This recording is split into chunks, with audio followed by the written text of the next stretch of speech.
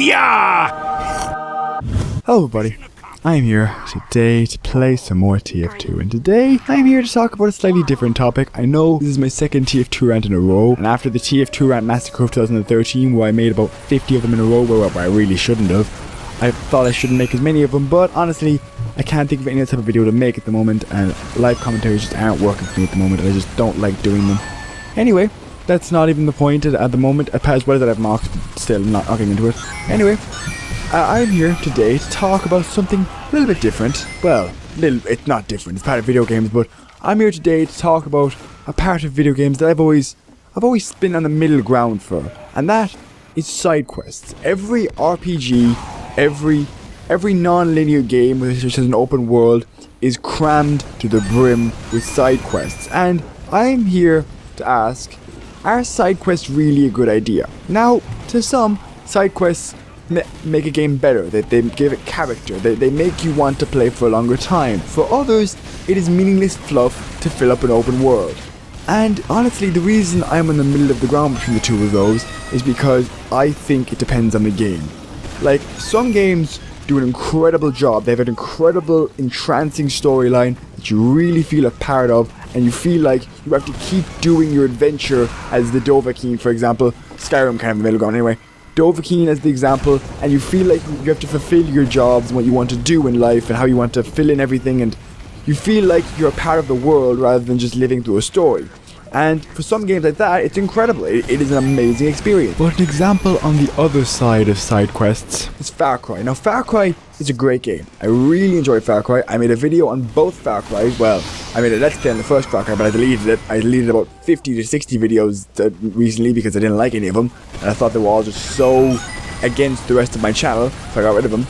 Anyway, as I was getting on to, Far Cry is a great game. Great storyline, really good gameplay. But the problem is that it doesn't provide enough substantial stuff to do after you finish the story mode. The side quests you get into feel repetitive. They feel like you're repeatedly doing the same thing the programmers made.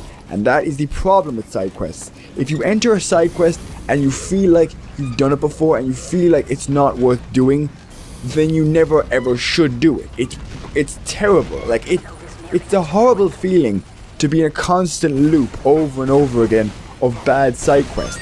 It's probably my version of hell. It's so repetitive. Sometimes they're not even representative of how good the storyline was. Like for Far Cry, they weren't. I think the side quest was so insubstantial and so kind of mediocre compared to the rest of the game that I feel it brought down the game for me. Like, okay, for others, people crave side quests. They think it's amazing. But when I was playing Far Cry 3 and Far Cry 4, I almost completely blindsided all side quests. I ran through all of them. And I don't think it's because I have a personal vendetta against side quests. I think it's because side quests need to have a substantial thing behind them. You need to feel like you've achieved something through side quests. And that does not mean leveling up your character. It means achieving something in the world, doing something different, changing things. That's why I like Skyrim and Oblivion more so, actually. I think Oblivion had more of an effect on me and the side quests I did because it felt more substantial. Skyrim was kind of like, oh yeah, I got another shout, that's pretty cool. But honestly, both games do a very, very good job, as well as Fallout. Fallout does an amazing job too, at feeling like your choices had weight, even in side quests, which is why side quests were so good. You could go off and do a bajillion side quests, come back, and you'd be like, I spent hours doing not even the main mission anymore. I don't even know where my life is going. I'm just sitting down, helping these guys get radioactive bars for their spaceship, even though I'm supposed to be finding where my dad is. It's just, I actually love Fallout for that purpose, because it gets you lost in the world. You always feel like you're not yourself anymore. You are the watcher. You are a part of the game. You're a part of the game, or you're the delivery man, or whatever you want to be called, or whatever. You're a part of the game, and all these RPGs that achieve that do that thing successfully. You're a part of the game. You are becoming immersed into the game, and you don't feel like stopping even when the game is over, because all of it feels like the same. So, what I wanted to talk about, and the main point I wanted to make out of this, is that really what makes side quests good is the standard they have. If they have an amazing standard and they have a high standard for how the game works, it will be incredible.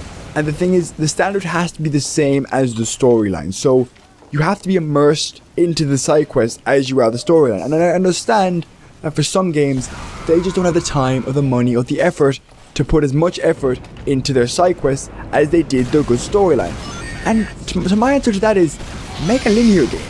I don't see why so many games these days have to be open world. A lot of them don't. Like, Far Cry, yeah, it actually helped that it was a big game, and Watch Dogs and all those different games helped that there were big immersive games. But really, it's for that purpose that I don't understand why open world games need to be open world. Like, for some games, it's a lot more focused on story. Like, for example, for me, Dishonored and Bioshock, in my opinion, are two games that, even though they weren't really that open world, they tried to stuff in loads of side quests. Now, Dishonored, I didn't feel as bothered to do side quests. Bioshock Infinite, same, because you didn't feel like there was a substantial weight behind all of your decisions. Like, it's similar. Now go back to what I originally meant. As I was saying, the original point I wanted to make, which was the entire purpose of all of this, is if any developer ever does watch this, which I highly doubt it, the biggest piece of advice I'd make is you take two options when you make your game, which is RPG or otherwise. You have two options. One, what I think you should do is make a linear, straightforward game that just has a story and is immersive. Or two, make an open world game but have the side quests have the substantial effects on your life as in the world. That's kind of the ultimatum. I don't think you can go, as I've seen a lot of RPGs do, where they go halfway. What they do is they say, we'll give you side quests, but they kind of mean nothing except for your character level. And like an MMORPG, it means nothing in the world, which is why I never got into those games.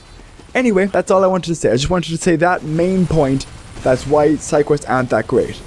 This might get some dislikes, I don't know, maybe people love side quests, but I want to see what you think in the comments. Tell me if I'm an idiot and I'm completely wrong about side quests, but I'll see you next time. If you like what you saw, I'll see you next time. If you didn't like what you saw, then I won't see you next time. Feel free to like and subscribe. Bye.